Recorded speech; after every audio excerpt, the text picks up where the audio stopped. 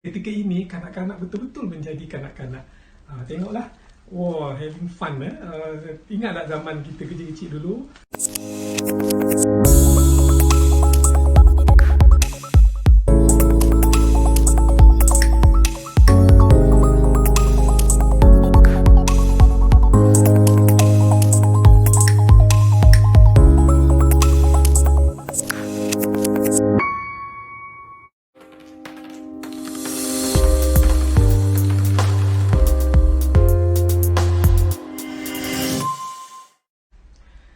Assalamualaikum dan salam sejahtera.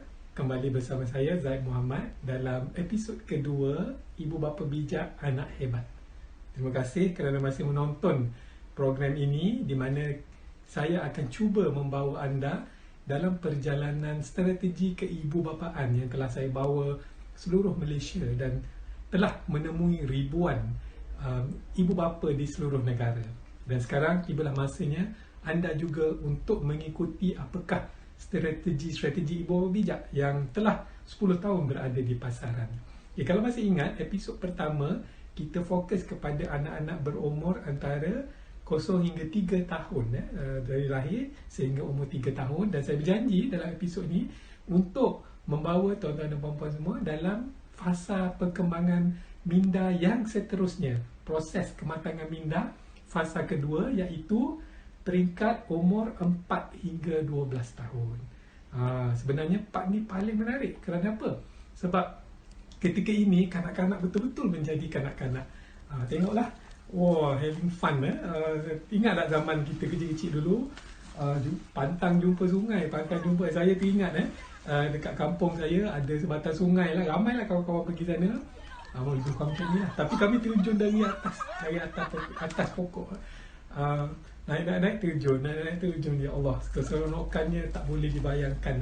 Ada sekali tu naik terjun, kain tertinggal ke atas. Aduh, tak timbul-timbul dalam sungai tu, dekat sejam segan, kain ada tersangkut ke atas. Tak apalah, itu kenangan zaman kanak-kanak. Kan kita semua macam tu kan, kita aktif, kreatif dan sebenarnya kita suka bermain.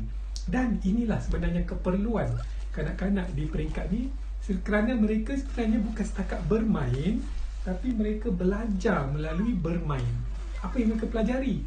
Banyak skill sebenarnya, banyak kemahiran yang mereka pelajari. Contohnya, skill bersosial. Nak berkawan, orang kena suka kita, betul tak? Jadi orang nak suka kita, kita kena ada skill sosial yang baik. Kalau kita jenis tak hormat orang, tak ada skill, tak pandai bersosial, orang pun tak nak, budak-budak tak nak berkawan dengan kita, betul tak? Jadi secara tak langsung, berkawan ni melatih kita menajamkan skill sosial kita. Selain pada skill sosial, ada skill lain yang kita pertingkatkan dengan proses berkawan ni, belajar melalui bermain, iaitu bakat kepimpinan. Tengok anak-anak kita tadi, nak dapat siap ada orang ambil turn, ada orang angkat bendera, bukan senang. Jadi mereka sebenarnya sedang mempraktikkan bakat-bakat kepimpinan, dan ini sebenarnya skill-skill yang baik untuk dibawa ke alam dewasa nanti. Dan di samping tu, pengawalan emosi. Kanak-kanak ni tak boleh nak bergaduh. Dia bergaduh sekejap, tapi sekejap dia pandai kawal emosi dia, terus kawal baik balik. So inilah antara hikmah belajar melalui bermain di ketika umur 4 hingga 12. Kerja dia mereka main aja. Jadi kita sebagai ibu dan ayah, tak apa, anak suka bermain tu bagus. Saya, kalau anak tak suka bermain tu, saya risau. Kalau anak saya tak berkawan, saya risau. Ada masalah ke anak aku ni? Ada gaduh ke? Nampak tak? Tapi kalau kawan-kawan datang rumah, kalau loceng petang-petang, saya rasa syukur sangat kerana anak saya pandai bergaul. Ini skill yang penting untuk masa hadapan mereka. Jadi ketika ni juga, walaupun mereka berkawan, bermain, itu kegemaran mereka, tapi mereka perlukan sesuatu untuk masa depan juga. Ingat tak, kalau episod pertama saya sebut 4 hingga 12 ini ialah masa terbaik untuk membina disiplin anak-anak. Jadi apa yang mereka perlukan ketika ini ialah banyak panduan dari ibu dan ayah untuk membina disiplin yang baik. Tengok mereka beratur, ikut giliran. Mereka boleh sebenarnya, asalkan orang dewasa, terutamanya ibu dan ayah, pandai memberi panduan. Dan disiplin ni, jangan ingat hukuman semata-mata. Itu separuh dari disiplin.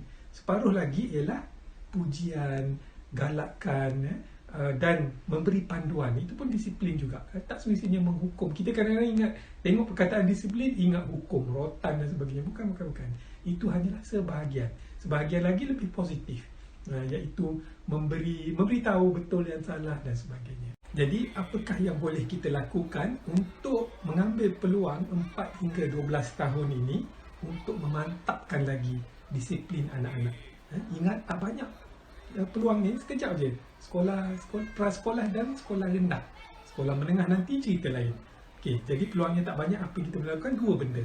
Pertama, kita kena rajin bagi penjelasan tentang perkara-perkara yang mungkin ditanya oleh anak-anak.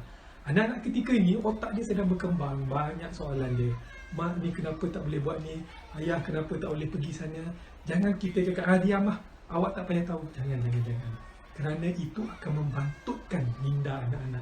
Sebaliknya ketika ini, mereka sangat-sangat suka kepada penjelasan yang jelas. Keyword kat situ jelas. Contohnya, ayah, kita boleh tak pergi sana? Tak boleh. Tak boleh tu jelas. Kalau boleh, jelaskan sikit lagi kerana tempat tu bahaya. Jangan kata, jangan nak mengada-ngada. Ayah kata tak boleh lah. Dia akan timbul perasaan tak puas hati dalam anak-anak. Dan yang lagi parah, dia akan tertanya-tanya.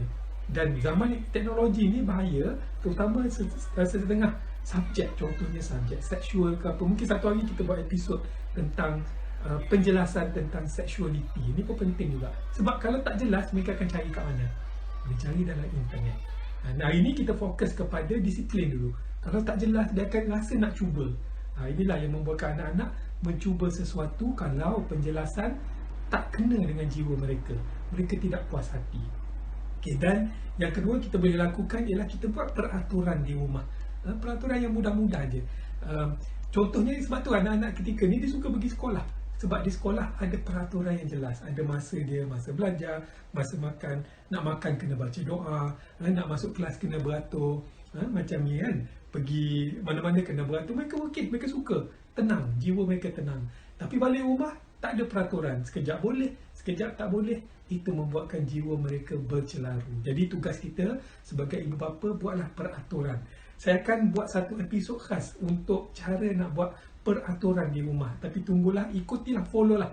Subscribe saya punya channel ni. Dan insyaAllah panjang umur kita akan buat satu episod khas bagaimana nak buat peraturan yang anak-anak suka nak ikut.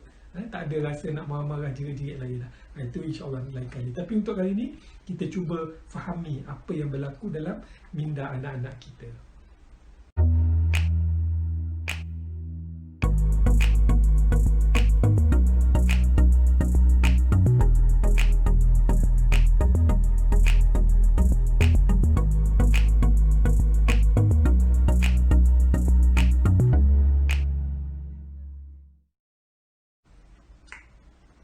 Itulah dia sedikit ringkasan apa yang tugas kita ketika anak umur 4 hingga 12, apakah kehendak mereka, keperluan mereka ketika umur 4 hingga 12.